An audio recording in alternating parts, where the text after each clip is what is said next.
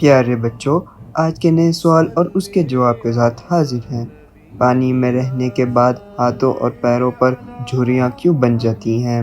بچوں، آپ اپنے ہاتھ اور پاؤں کچھ دیر کے لیے پانی میں ڈبو کر رکھیں تو ان پر عجیب طرح کی لکیریں نمودار ہو جائیں گی جو کچھ لوگوں کو بدنما محسوس ہوتی ہیں۔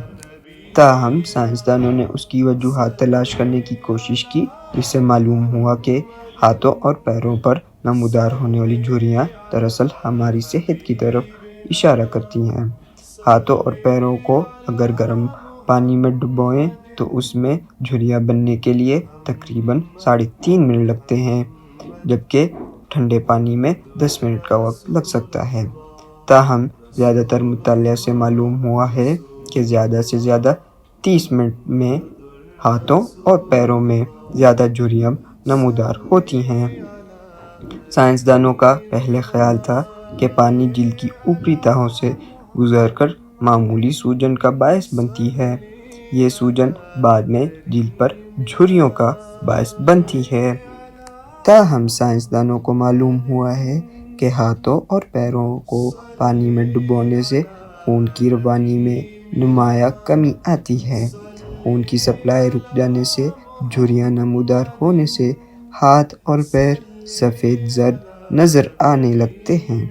مگر سائنسدانوں کا خیال ہے کہ اگر اعصاب ان جھریوں کا کنٹرول کرتے ہیں تو اس کا مطلب ہے کہ ہمارے جسم میں آنے والی اس تبدیلی کی کوئی وجہ بھی ہے جس سے ہمیں کوئی فائدہ ہوتا ہے۔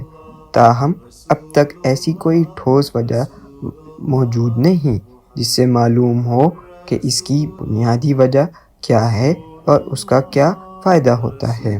جسم کے دیگر اعضاء کے مقابلے میں ہاتھوں اور پیروں کی اوپری سطح پر زیادہ کیراٹین سیل ہوتے ہیں، اس لیے دیگر اعضاء میں جلد میں جھریاں کم یا نہ ہونے کے برابر ہوتی ہیں اور ہاتھوں اور پیروں میں زیادہ لکیریں یا جھریاں نمودار ہوتی ہیں۔